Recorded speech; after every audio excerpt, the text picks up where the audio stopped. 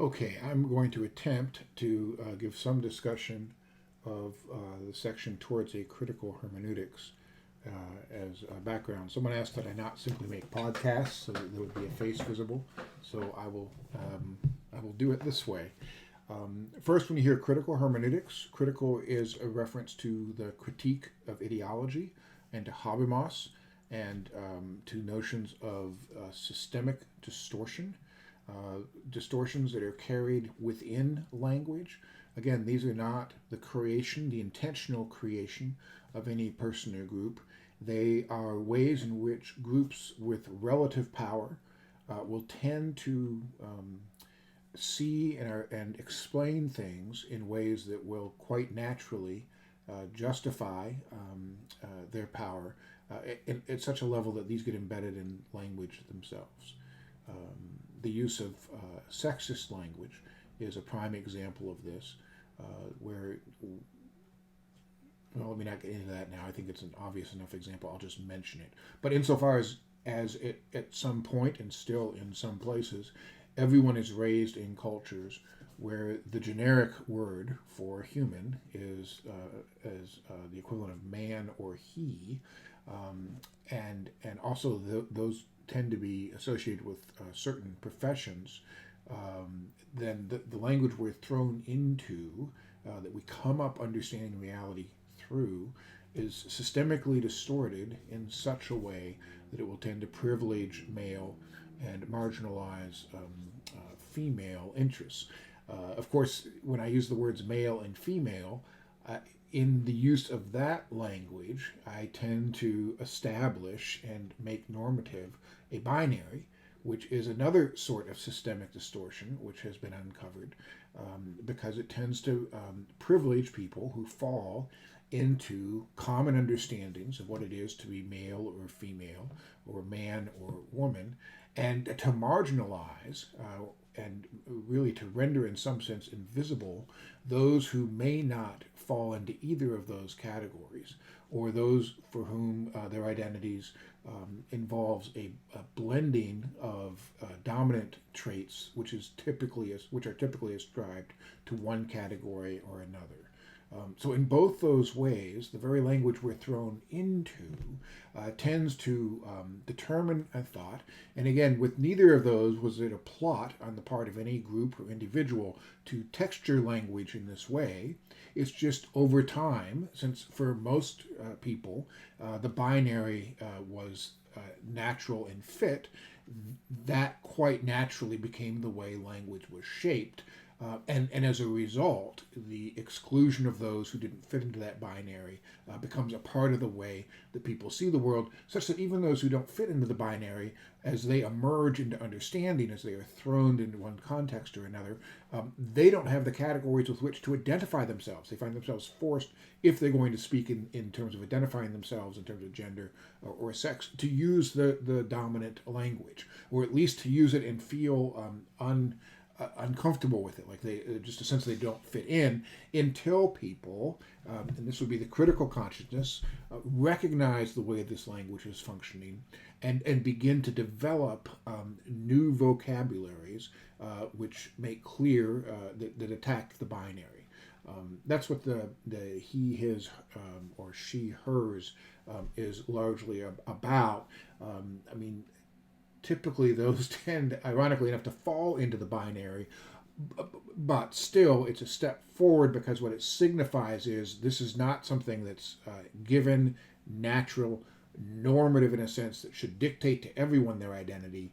This is something that I'm identifying with, and if someone chooses to identify it differently, that's their choice. That's where this would be a connection to this understanding of critique of ideology.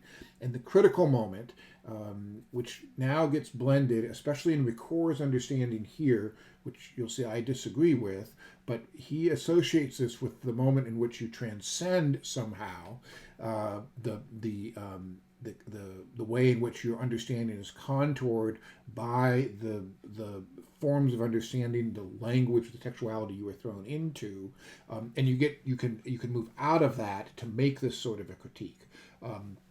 For him, critical in that sense is somehow transcending It gives a critical moment, kind of more in that critique, or rather, the critical in the Kantian modern epistemological sense of critical.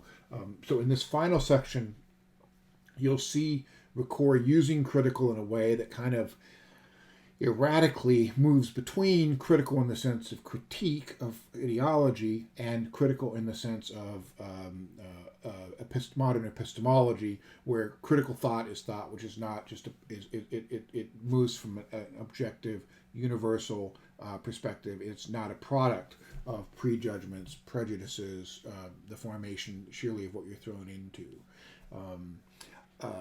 And this, then hermeneutics, critical does that. Hermeneutics, on the other side, is precisely and the understanding and affirmation, as we understand at this point, after Heidegger, what hermeneutics becomes, which is really decisive in the later half of the 20th century, is not a theory of interpretation, but a theory of being, and a theory of understanding, and the understanding of the character of understanding, such that you understand the way in which you emerge, thrown into existence, already understanding the world from the first. As you emerge into consciousness and begin to process the world, there's nothing, there's a reference here to the things themselves. There's no things themselves that are there giving themselves to you that you take and automatically identify in that straightforward sense.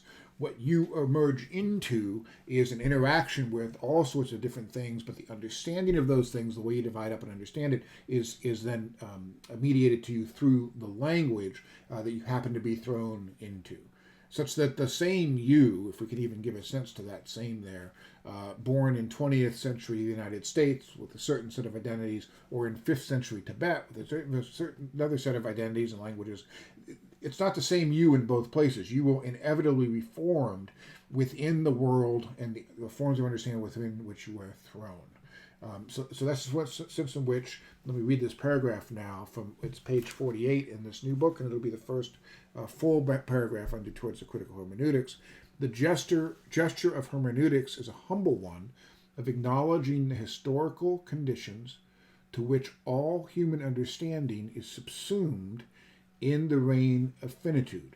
That's you understanding your thrownness into a particular place, a particular set of ways of understanding which you emerge into and through which you see the world. Not that you cannot step back and judge. This is where you judge from. These are the very eyes you see through, the categories you see through as you emerge into the world. And so that's the historical conditions to which all human understanding is subsumed in the reign of finitude. The critique of ideology is a proud gesture of defiance directed against the distortions of human communication. In other words, ways in which, over time, certain forms of communication have evolved such that they justify the privilege and relative power of some groups over and against others. And the natural ordering becomes a part of language itself.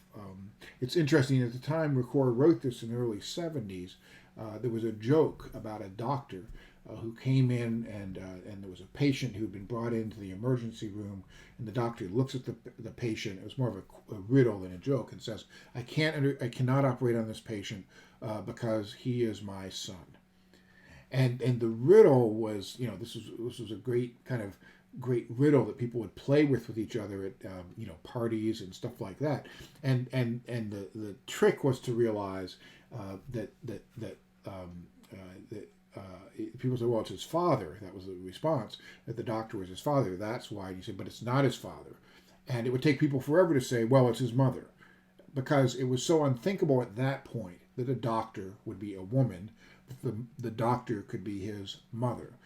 At the same time, if you would talk at that point in time about nurses, almost everyone, when you say the word nurse at that point, would have an image of a woman in play. So you have embedded within these deep expectations of language itself, and then reinforced, of course, by the contingent reality that, in fact, the doctors almost always were men and the nurses almost always were women. This then normalized it. This was a riddle. It wasn't a cause for saying, well, we have to do something about this. This means that we have a systemic distortion discriminating against women who may have the talents and desire to be doctors. That's not how it went. That's how a systemic distortion works. Not a plot on the part of male doctors or men, not any one person doing it. It's just that was the normal language.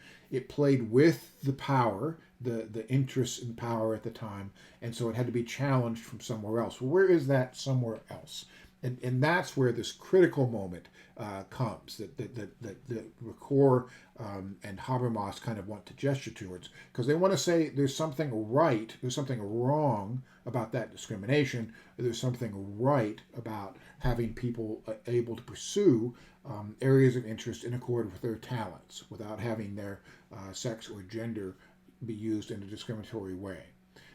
The problem is, from Ricoeur's perspective, and from Habermas's as well, to some degree, this becomes for him the legitimation crisis, is from a hermeneutical perspective, that idea that there should be equality there, and that way of weighing what the association of people's talents with what their rights should be is itself given through other forms of understanding. So there's nowhere to appeal outside of these forms of understanding. What you'll have is another trajectory coming, which will say, no, we should be not discriminating in this way about who's a doctor and not on the basis of sex or gender.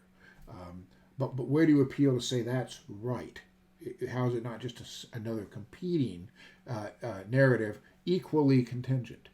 It's that equally contingent which Ricoeur really doesn't like. And that's why in this first section on hermeneutics, he's going to look for a critical moment. He's going to look for a place where you can have critique, a critical moment, but now really in this epistemological sense, within hermeneutics.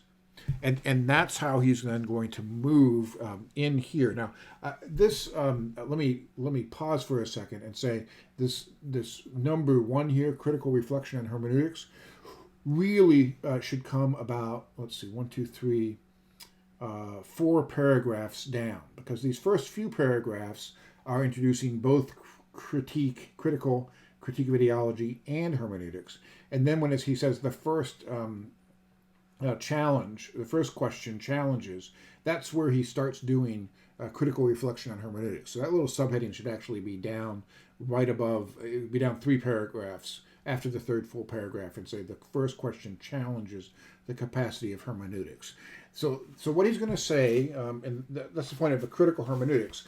As I said in class, you can think of this where critical is Habermas and hermeneutics is Gadamer. This is a Habermasian Gadamerianism or a Gadamerian Habermasianism. But he's not going to try for a synthesis, he says. He's not giving Ricoeur's position, which is now a synthesis of these two. He's going to agree with Gadamer, and perhaps with Habermas, but Gadamer explicitly say, no, these are two universals. In other words, these are two ways of viewing and understanding what's going on.